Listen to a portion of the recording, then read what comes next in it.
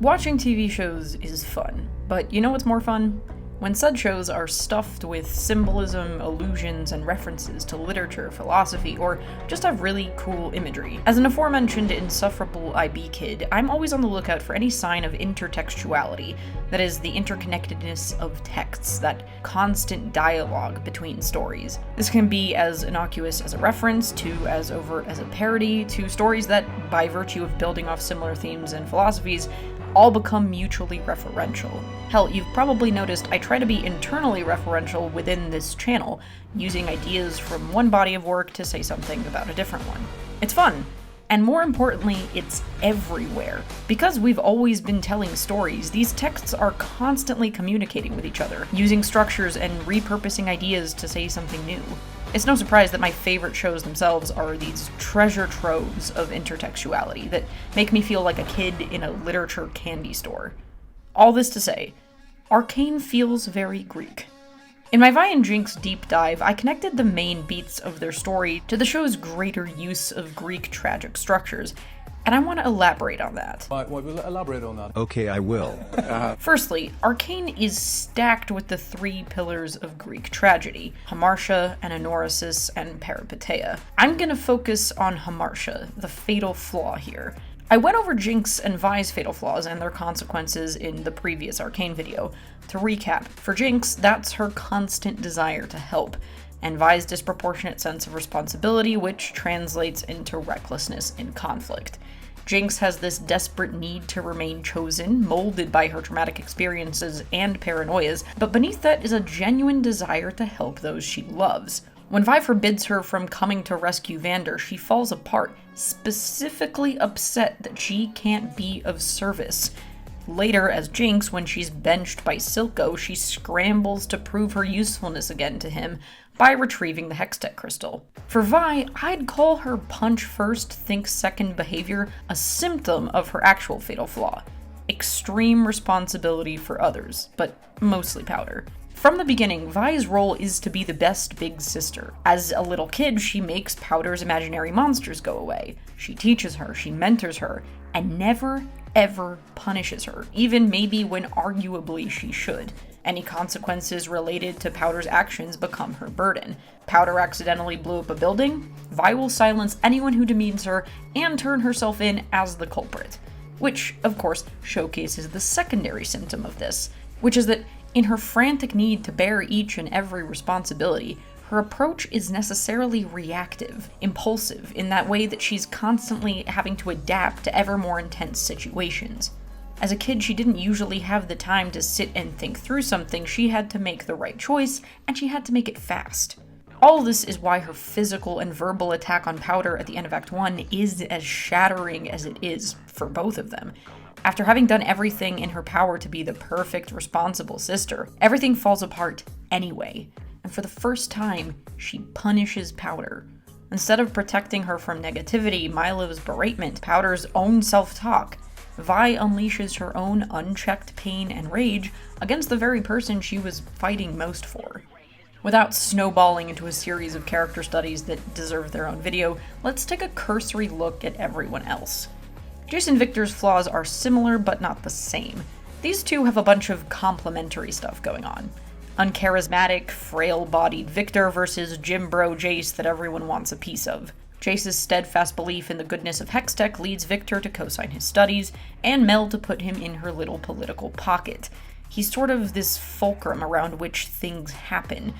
Jace is fully a believer, and I think it's tempting to chalk all his mistakes up to being naive, but I think it's more that the totality of his belief morphs into myopia. Very end justifies the means. When he can't continue his Hextech work, his immediate response is just to end it all. So his conviction of the rightness and the need of his mission overrides all else, which is what makes him extremely easy for someone like Mel to manipulate. That is, he's too willing to compromise in the name of his conviction. He doesn't want to be a politician, but fine, if that's the best way to continue Hextech work. He wants to root out corruption, but no, that'll delay his work, so fine, he'll try to sway the counselors to his side. Victor also becomes single-minded like Jace, but the way in which this happens showcases the difference in their fatal flaws. Just as Jace compromises his morals and values if he thinks they'll further his goals, Victor resorts to more and more reckless means as time goes on. Now, a lot of this is accelerated by his illness and a true sense that he's running out of time. But the theme in Victor's desperation is what sets him apart from Jace. Loneliness. Loneliness is often the byproduct of a gifted mind. Victor's fatal flaw is his isolationism, his destructive self-reliance, which couples absolutely terribly with Jace's propensity to get swept up in other people. Each instance of Victor doing something unsafe and scary is him all by himself, no clearer than in the brilliantly artistic choice to juxtapose Jace literally falling into bed with the council while Victor falls to the floor. As Jace spends more time with a council he doesn't belong in, Victor spends more and more time alone.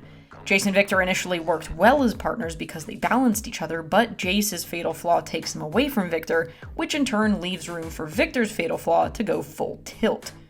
While Jace makes too many compromises, leading him to actually abandon his own values, Victor makes too few. I really want to talk more about Mel at some point, so I'm gonna try to keep this brief so it doesn't spiral out of control.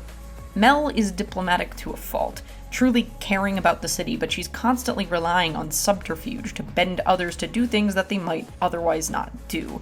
In episode 8, we see this comes from hard lessons from her mother, who Mel learns from that apparently the only way to successfully get what you want, even morally good things like peace, you have to work through others as pawns. So Mel's fatal flaw isn't necessarily one that's active, but a conduit for other people's, in particular, Jace's. Silco's fatal flaw is absolute devotion, either to his cause or later to keeping Jinx in his life at all costs. He's so devoted to taking down Piltover that he ends up poisoning his own people and actually cannibalizing his own cause. He's so devoted to Jinx's role in his life eventually that he disregards whole parts of her person and her past in order to keep her close. This is what results in him lying to her about Vi, which in turn angers her, tangles her up with her sister, and then eventually gets him killed. These fatal flaws are by and large really well developed, which makes the drama that they're pinned to work really effectively. Greek tragedies weren't just theater, they were musical theater. A chorus would sing, dance, and play music while lamenting all the terrible, sad things happening on stage. And music in Arcane functions as it might in Greek theater, as a way to call attention to a scene, slow it down, drive home a point. Arcane's soundtrack was composed of songs written for the show, so any lyrics matching up with on-screen events aren't a happy accident, but are a clear intention. And if that weren't enough, the show draws attention to these lyrics by titling episodes after them. So short of a full explication, let's take a look at how these songs work as commentary. Here's some standouts.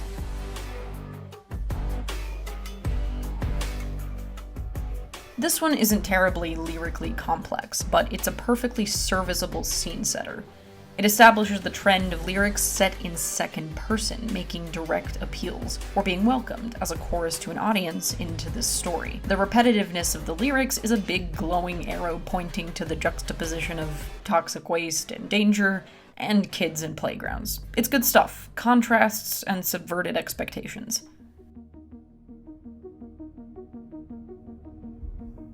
The finality and scale of this one. This is what got me hooked. The way the camera swirls around the lingering shot of the disaster. Between the song and the camera work, this is wall-breaking in the truest sense. We are being shown a story. Everything is literally up in flames, and there's no going back. We can tangle ourselves up in pretentious interpretation here.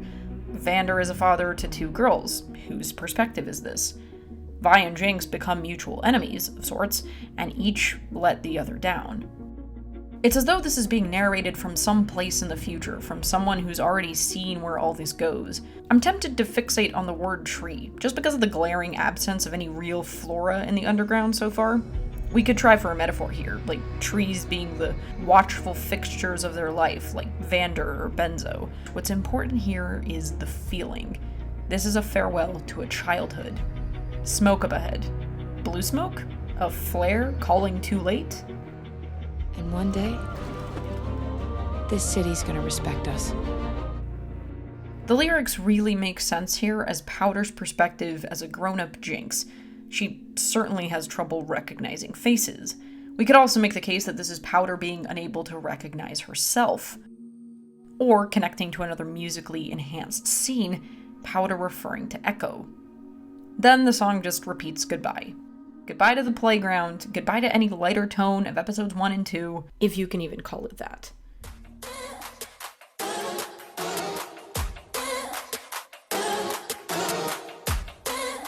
This one's really fun. Both Powder and Echo have a sort of comeback with glory. Powder most obviously connects to the crown, now seated at the right hand of the closest thing the Underground has to a monarch, but Echo has his own prestigious title, the Boy Savior, rising from the ashes to create a new future. Kick your butt sounds like a very childish threat. Who else with childish mannerisms might paint their nails?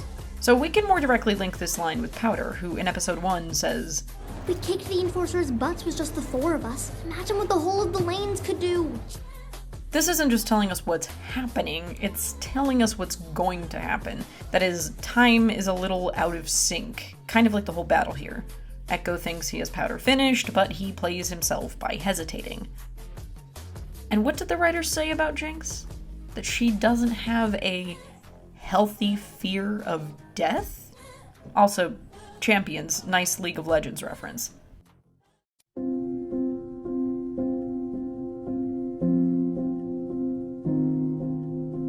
The crown jewel of dramatic irony.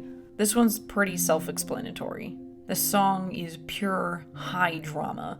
Now the lyrics aren't just describing stuff on screen, but they're pleading, begging, pointing a big sting-shaped finger at the tragedy unfolding before our eyes. The scene itself slowed down to accommodate the song's conclusion.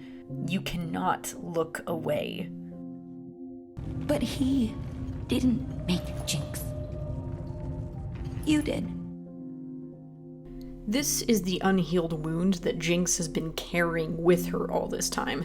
She has enormous fear and guilt about what she did, but there's also that feeling that she needed Vi more than Vi needed her. For two kids who would have been often on their own, often been each other's main source of comfort, this would have been the most devastating thing of all. Of course, we know that's not the case. Vi loves Powder plenty, but since Vi didn't get to correct it in time, that feeling is branded in Jinx so forcefully that it becomes truth. I had to kill part of me is familiar too. Need to let Powder die. So yeah, the song is reaffirming exactly what we've just seen. Jinx choosing her chair, Jinx choosing survival, because that's how it's framed, right? For me to live. All of these are survival tactics. Right now, Jinx and Powder can't coexist because it's just too painful. Except they didn't, did they? This one's really fascinating to me because it's such a blatant indicator of perspective. This is 100% Jinx's feelings, even when and because they don't totally track with reality. Preceding Vi's outburst, they had actually just lost everything, and even now, things are hardly looking up. Both Vi and Jinx are broken, weathered versions of themselves, unable to communicate with each other. But the Jinx in this scene is hardly in her full capacity. This is obviously a Jinx both at the end of her mental fortitude and whose suffering, paranoia, and misperception of reality have now been exponentially augmented by Shimmer. So no, of course they didn't have everything. But if there's inconsistency or irrationality in these lyrics, it makes sense. This is where music is especially useful. The mournful sound of this song exposes the vengeful facade. I want to hurt you is rageful, but the actual music carrying those words is miserable and tired. This is all Jinx has left. To fire the rocket is to do right by her late father's mission, and to hurt Vi back for not being able to choose her in the right way. And this here is textbook Pyrrhic victory, which incidentally is also Greek, history, not tragedy. Pyrrhic victory is a victory coming at a cost so great it might as well be a loss. Even having been the only one to really achieve her goal, Jinx is in agony while doing it. It's a last crumb of victory over Vi, but it's not truly bringing her what she wants. Not Vi's love, not Silcoback, not peace within herself. But it's all she has left. Then the lament. This very closely echoes, I thought Maybe you could love me like you used to. And it emphasizes to me almost this subconscious self-sabotage that maybe part of Jinx knows she's asking the impossible of Vi, because then it makes it a little easier. Vi can't sufficiently prove her love in the way Jinx asks her to, and that way Jinx gets the proof she needs to fully complete her transformation, that Silco's words are true. Powder is definitely a ghost of Vi's, and that night haunts Vi in the very same way it haunts Jinx. Now, Powder was no angel, there were glimmers of Jinx's potential within her, but she was Vi's. She was the closest thing to innocence Vi, and by extension Vander, had to protect, which is why her transformation into Jinx is so devastating for Vi to see. Fallen Angel is also the title of a famous 1847 oil painting by Alexandre Cabanel, depicting Lucifer the moment he's cast out of heaven. And the show pretty explicitly references this painting in Powder's first moments after her own fall from grace. Either way that Vi has viewed Jinx thus far has been on a pendulum of extremes. Both the vulnerable sister and the unrecognizable monster are only partially accurate. Both are inventions in some way, inconsistent with who Jinx really is, because Jinx is a whole bunch of contradicting things at once. But since Jinx herself doesn't completely have a handle on that balance, no one else can really see her fully either. This is just a wonderful song for so many reasons, but most of all, it's just a perfect representation of Jinx, internally conflicted, both rageful and mournful at the same time. What all these songs have in common is the near consistent use of second person. In a Greek tragedy, typically, the chorus would represent the general population of the story, within it but not part of it. But here the lyrics are conduits for what's pretty much the inner thoughts and feelings of the characters.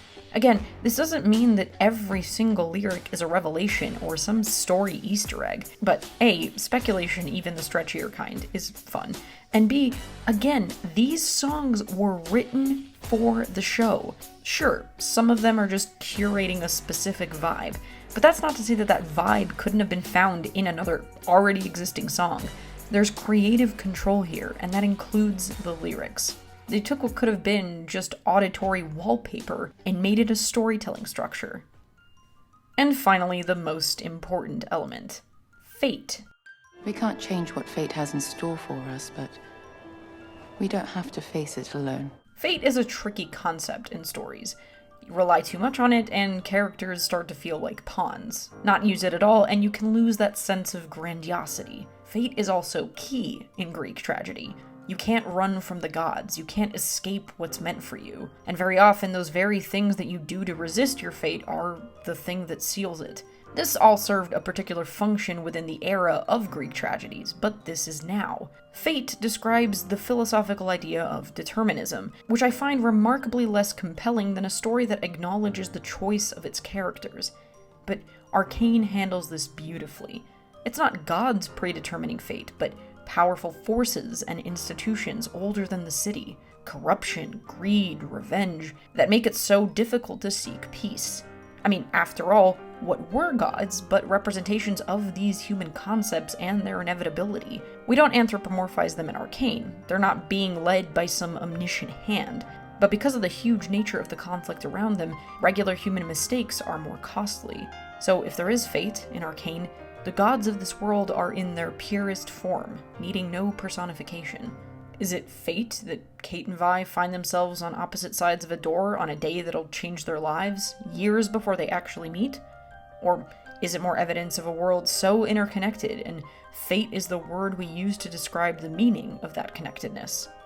In Greek myth, the Fates were personified as three sisters, and their sister was Nemesis, goddess of revenge. And of course, in Arcane, fate and revenge are tightly intertwined. Part of the whole fated flavor of Episode 9 is the way everything comes full circle, the tragedy of two sisters inherited from the story of revenge between two brothers. Accompanying this already hefty mythological baggage is the ever-present raven, or crow, a herald of prophecy. In a scene that would otherwise be relieving, Jinx and Vi's first reunion, the camera cuts to a raven's cry not one, not two, not three, but 4 times. Something bad is going to happen here, and you know it before the characters do.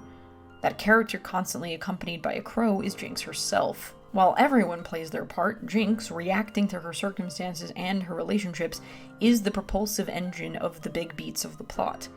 Jinx is this character seemingly enveloped in fate, no matter what she does.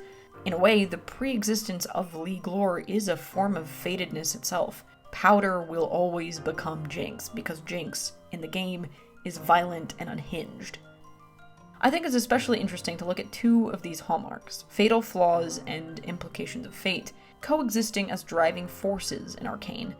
In a way, they're opposites, right?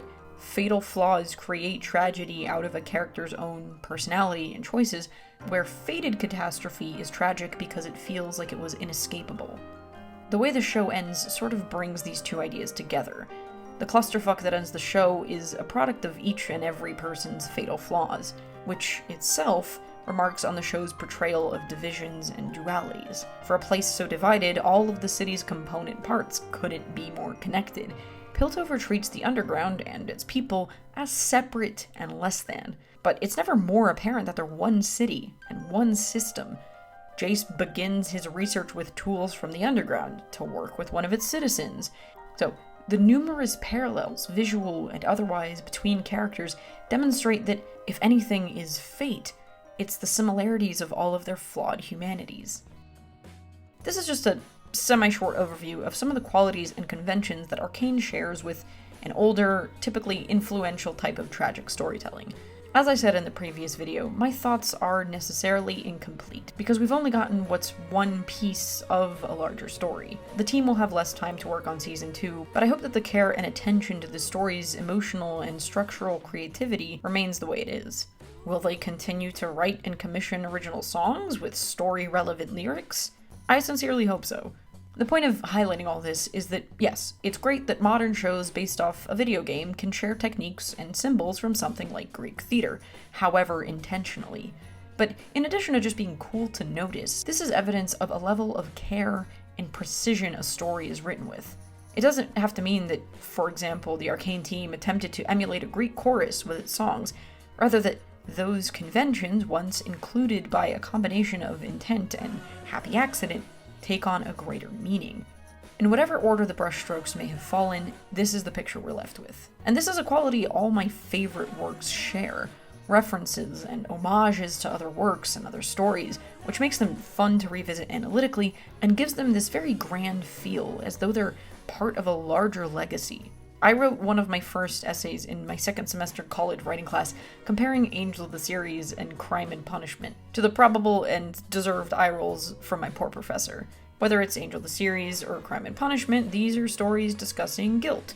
We're always doing the same stuff with stories, asking questions about human nature and the world around us, and finding ways to involve the audience in all these questions. So that's why it's so exciting to have those moments of, hey, I've seen this before. It connects you to the creators and to every other story that you're reminded of. Now, even something as small as a raven or a particular piece of dialogue has so much more potential for meaning. And that's just fun. It's fun to dig for things, it's fun to find connections, it's fun to see that even the most seemingly casual parts of a story also have something to say. It's like a little puzzle, a little personal treasure hunt gifted to you from the creators. So, Arcane creative team, from the bottom of my heart, thank you.